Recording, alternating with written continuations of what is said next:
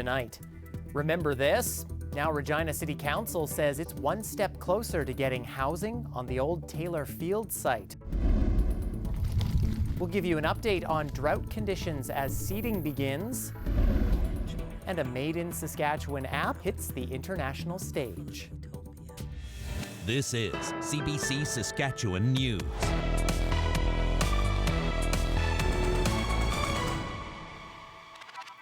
It is Wednesday, May 14th, and the CBC Saskatchewan News starts right now.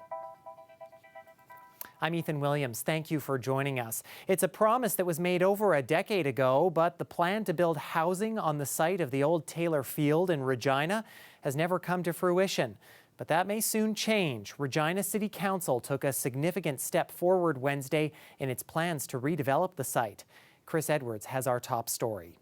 We told our people that when Taylor Field was knocked down, we would build affordable housing. That was more than 8 years ago. It was the site of football victories and parties in the stands for over 80 years. Now, the old Taylor Field site has been quietly sitting empty since 2017.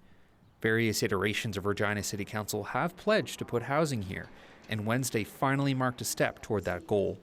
Council voted to apply to the Canada Housing Infrastructure Fund to get money for the development of water lines, roads, and green spaces on the site. The project is expected to cost around $20 million, but if the city's application is successful, about half of that will be funded by the provincial and federal governments. The other half will be funded through Regina's Land Development Reserve and next year's city budget. The exact details of what the development will look like are still being defined, but Mayor Chapushinsky says affordable housing will be a priority. I think the one major piece of that core vision has always been around housing. And so I think it is incredibly important that we are moving forward in that direction and knowing that the housing challenges that we, not just we as Regina face, but I think across the country we see housing challenges. So I think it demonstrates that commitment to addressing that need. Project advocates have said that developing the Taylor Field site could benefit the entire north central neighborhood.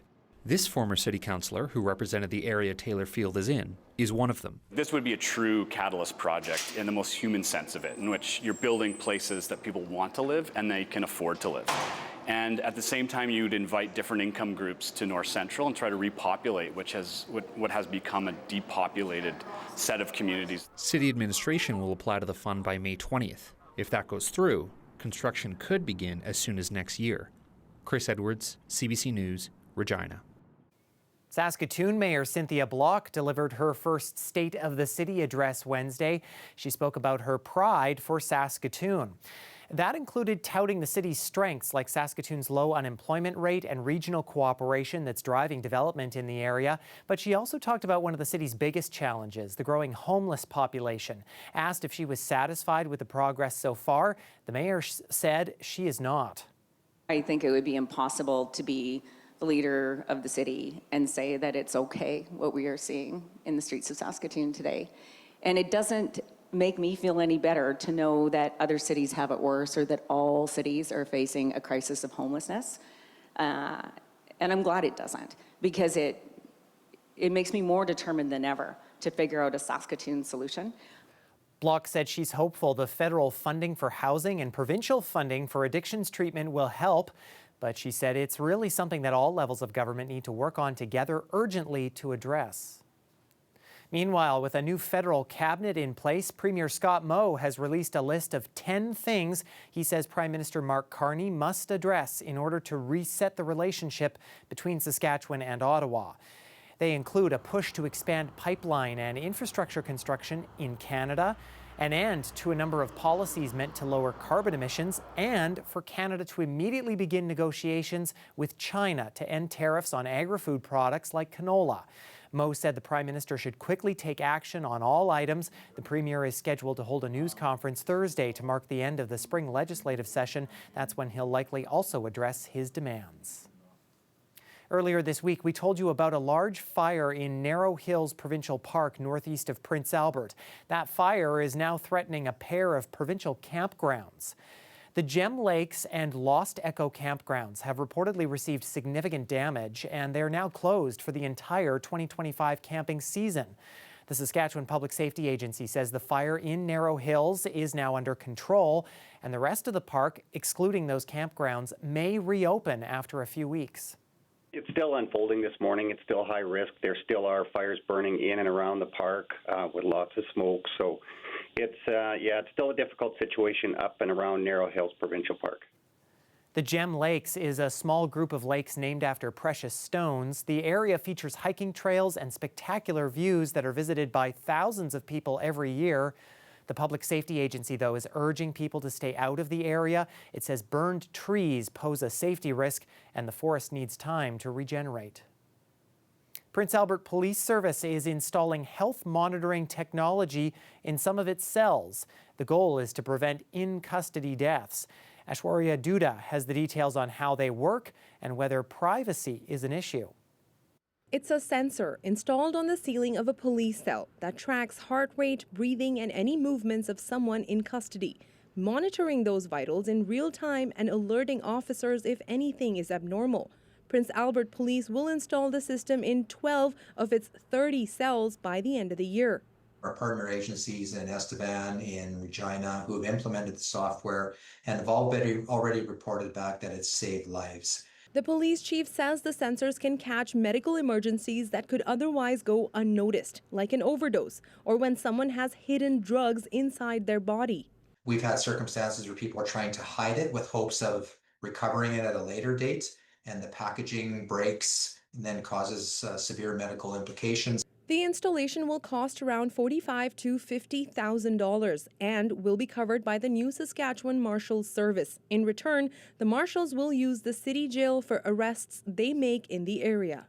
They wouldn't be billing us back now if we use their facilities, so it's kind of a break-even point for us, and it would be a benefit for clients that are in custody to make sure that they're in a safer location. In 2021, 3 in-custody deaths in Prince Albert triggered coroner's inquests. They made several recommendations, including installing infrared cameras. But the Deputy Chief Marshal says this system goes even further. Still, some experts warn any technology that collects personal data comes with risks. The concern is always about something called surveillance creep. That is, we put something in place for one purpose that we might think is good, and then suddenly as the data is collected, people are looking into it and saying, hey, we can do these additional things, right? The Deputy Chief Marshal about invasion of privacy. He says the system developed by GT Global Services only tracks heart rate, breathing, and movement. The data is saved to the cloud by cell number and time. Police is allowed to add more information, but the Deputy Chief of Prince Albert says he doesn't know if that will happen. Aishwarya Duda, CBC News, Saskatoon. Well, Nick Wiebe had just a small taste of CFL action last year. The 25-year-old linebacker played with the Saskatchewan Roughriders in a single game, the Banjo Bowl in Winnipeg. Wiebe was struggling with knee injuries, but this season, the former U of S Husky is coming into Riders training camp a healthy man. Wiebe says he's learned a lot about himself and the resilience that's needed to come back from a major injury, and he says the atmosphere around camp has been electric. I love these guys. Like, no better locker room I could have walked into to welcome me with open arms, even with the knee. And the feeling is awesome. I mean, I feel like there's an energy around here. I feel like the buzz is really palpable on the field. There's compete. There's some trash talking. There's nasty stuff too, which is awesome. I think it's awesome for the vibe of the team, and it's just going to make us better down the stretch. The Riders released 7 players on Wednesday. That includes former U of S Husky offensive lineman Noah Zur. Zur had joined the team last year as a free agent and played in 10 games. A Saskatchewan-made augmented reality app is set to be featured at the Imagine Native Film and Media Arts Festival in Toronto next month. The app is called Buffalo Futurism. People can use the app to listen to audio stories about the buffalo and interact with animated digital 3D crocuses, teepees, buffaloes, zombies, and more in the park near Regent Pool in Regina. The Imagine Native Festival is the world's largest presenter of Indigenous screen content. Buffalo Futurism will be featured during the festival's In Digital Days in downtown Toronto. The app is available for download on the App Store and Google Play. Well, outdoor theatre is once again returning to the province. Some Theatre in Saskatoon has launched its newest theatre performance that invites audiences to take a breath. Breathe is a story that follows a fish who seeks refuge on an island inhabited by a reclusive dragon. The pair must learn to adapt and to change and reach outside their comfort zone to survive. It's a colorful performance with giant puppets and sets, as well as audience participation. The show kicks off in Saskatoon on Thursday and runs until June 7th. It'll also visit northern Saskatchewan and Regina later in June before returning to Saskatoon for a final run until the end of the month. Well, it has been nice having that warm, sunny weather this past while, but even nicer to get some of this much-needed rain. We know we definitely need it, and looks like some parts of our province will go from getting a little bit of rain to a whole lot over these next few days. Riley Lachuk will give us the details in his forecast, and before that, we'll hear from one expert who will break down the latest drought outlook as seeding gets underway on Saskatchewan farms. Stay with us. All of that is ahead after the break.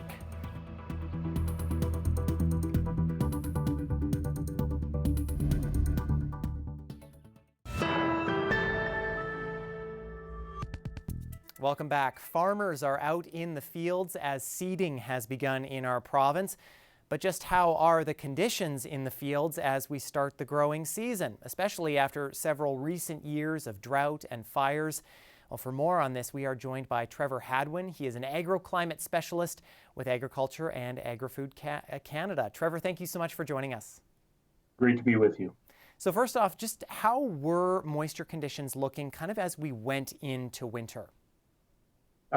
Certainly, moisture conditions had improved through the last year. We went into winter in a fairly promising way throughout most of the province, and we actually received really good moisture through the winter period through much of the province. Some areas are a little bit different than others, but we're in a tremendously better situation than we were the last number of years going into the spring. Yeah, and the latest drought map is now out. So how are conditions looking as of the end of April? As of the end of April, most of the agricultural areas in Saskatchewan are not in an official drought category. We do have some areas that we're watching that are classified as abnormally dry. Some of those include areas along the U.S. border in the south region, as well as areas north of Saskatoon, and some areas along the eastern Manitoba border as well. But overall conditions are very good in the province as of the end of April. And now that we're halfway through May, we've received some really dry and hot conditions over the last 2 weeks that are causing the ground to dry out a little bit. We've seen drops in our soil moisture right across the province, and leading to a little bit more concern than we did at the end of last month, but certainly still in an area of much more positive aspect than we've seen in the last number of years for the province. We are getting some rain kind of throughout these next few days here, Trevor. Just how beneficial is that going to be, especially as we get right into this kind of beginning of the growing season? The areas that have been seeded already will benefit greatly from the precipitation that we've seen. Precipitation also slows down that seeding a little bit, so producers that still haven't got it out in the fields and or limited seeding done, those areas probably want a little bit more warmth and dry conditions to get seeding done. But areas down in that southwest corner that are most advanced in seeding really want this moisture right now. The more moisture they can get right now will set them up for a really good spring and really good germination rates and green up those pastures and set themselves up for a really good growing season. So the moisture looking good, as you mentioned, in some places, and we've got the rain right now, but just how quickly can that change as we go through the rest of spring and summer? Just how fast can things dry out? Yeah, things can change really quickly. We always say that we're 2 weeks away from a drought, no matter what kind of conditions we have. So again, we're hopeful for the season. We have good moisture in the ground right now. And as long as we continue to get timely rains throughout the early part of the growing season, things should be looking very positive for this year. Yeah, I was surprised looking at that drought map because, as you mentioned, there's few areas that we're seeing there, especially in the southern half of the province, that are under drought. Has this kind of sort of a new phase that we're in where we are not seeing a lot of drought in the province, given that the last few years we have seen quite severe drought in places? Yeah, we've had 3 or 4 years of fairly significant drought, depending on what you're looking at through the Prairie region, and also much of Western Canada. If you look at that drought map and compare how we were last year to this year, it's tremendously different. We're seeing good moisture right across the Prairie region, depending on the time frame and everything else, but relatively good. Alberta and Manitoba don't have a lot of drought conditions in them right now either.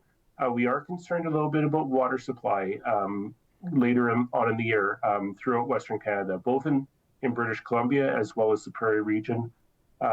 We rely heavily on the winter snowpack in the mountain regions, on the prairies for runoff, as well as British Columbia relies heavily on that for their streams and water supplies and hydro generation and irrigation. So that was low this year, and the reservoirs that filled by those, including Lake Diefenbaker, are good right now, but they can certainly drop as soon as we start utilizing that water and the water starts to be used by irrigation or evapotranspiration as well. All right, something we'll be keeping our eye on. Trevor, thank you so much for joining us. Great to be with you. Thank you.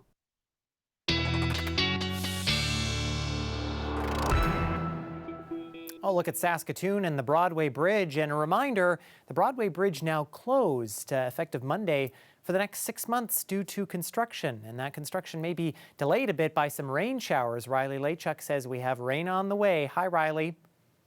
Well, we are shaping up for a very wet end to the week, Ethan. I'm going to start with a rainfall warning that's in place for the southeastern corner of the province, Grenfell, Moosomin along the Trans-Canada corridor to the Manitoba border, Weyburn, Estevan also in this as well. We're looking at the potential, especially the further east you go toward the Manitoba border, up to 80 millimeters of rain locally. So we are looking at a soaking rain and in some cases a rain that could cause some overland flooding by the time we are talking at this time on Friday. We have seen a little rain across the province as we've gotten through the afternoon hours. A few showers through the late afternoon in Regina, really across the south, looking at some on and off wet weather throughout the afternoon, and even parts of the northeastern, northwestern part of the province, looking at even maybe a few rumbles of thunder out of some of this through the afternoon. So a little bit unsettled. Far cry from where we started the week with some of those very hot temperatures, but as we get into the day on Thursday, we'll start to get that rain moving into the southeastern corner of the province in earnest. So you can see by 7 o'clock in the morning, already well involved in that rain, anywhere from really Hudson Bay south to the international border into that rain, and it's going to continue as we get through the rest of the day. Regina, you're really right on the edge of this, so really looking at the potential, I think, for up to 10 millimeters of rain. Locally, maybe you pick up a little bit more, but generally speaking, that does taper off the further west you go. More like a mix of sun and clouds for Saskatoon for the day on Thursday. Friday, another mainly cloudy day. The remnants of that rain still tapering off in parts of the province as we get into the afternoon hours. And this sets us up for a mix of sun and clouds really across the province as we get toward the weekend. So this takes us out to the afternoon hours on Friday. As you can see, this particular forecast modeling giving us the potential in that southeastern corner of the province, 60 plus millimeters of rain, and yes, tapering off the further west you go. So barely anything in Saskatoon, if that, maybe a couple of sprinkles. But places like Regina, Yorkton could pick up 10 plus, especially the further east you go into the parkland as well.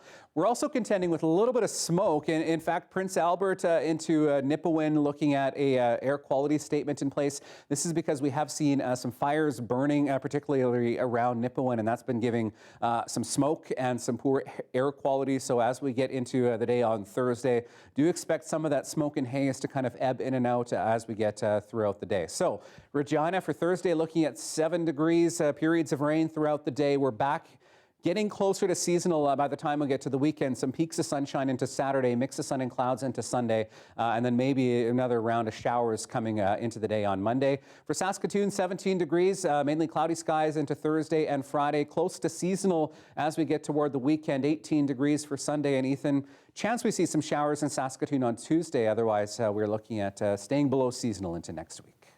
All right. Thank you, Riley. Well, Saskatchewan Lieutenant Governor Bernadette McIntyre had an audience with King Charles at Buckingham Palace Wednesday. She gifted him some Saskatchewan-produced items from lentil and chickpea snacks to Gravelbourg mustard and a scarf that the Queen made from wool produced in the province. Stay with us. We're back after the break.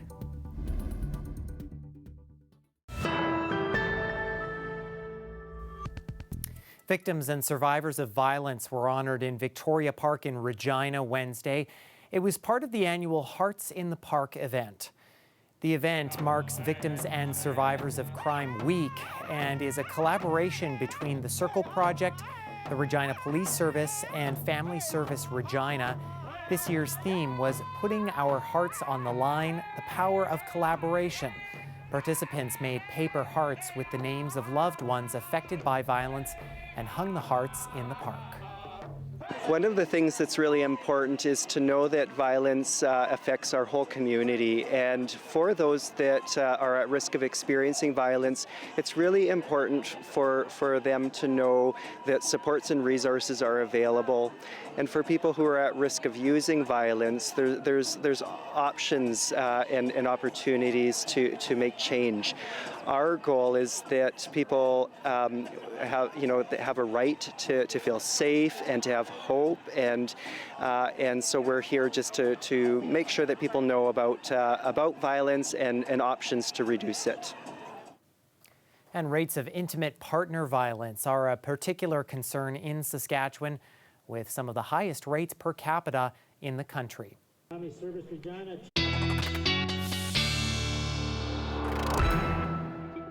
Some wet weather as we get into the morning hours for your Thursday. Overnight temperatures fairly seasonal for this time of the year, maybe a bit below seasonal the further east you go. As we get into that rain overnight for places like Yorkton, Moosomin, Estevan, that's where we have that rainfall warning in place, +3 in Moosomin and Regina. Saskatoon, mainly cloudy overnight, 6 degrees, and maybe some smoke hanging around Nipawin and Prince Albert as we get throughout the night. 1 degree south end, Stony Rapids at 0, and still a minus temperature in Uranium City with maybe a few scattered showers as we get through the overnight hours. That's the deal as we get through the day on Thursday. Maybe some scattered showers across the region for the north. Larange at 14 by the afternoon. Pelican Narrows at 11 degrees. In the south, this is where we're looking at that rain moving through as we get through the day, pushing a little bit further west as we get through into the afternoon. So periods of rain for places like Regina down into Assiniboia. Chance of showers, but a steadier rain into southeastern Saskatchewan. All right, thank you, Riley. We'll be watching the rainfall and the rainfall warnings there. And that is it for us. For more news anytime, of course, you can always head to cbc.ca/sask or /Saskatoon, or subscribe to the CBC Saskatchewan YouTube channel. And of course, you can also download the CBC News app on your smartphone or tablet. Thanks so much for watching.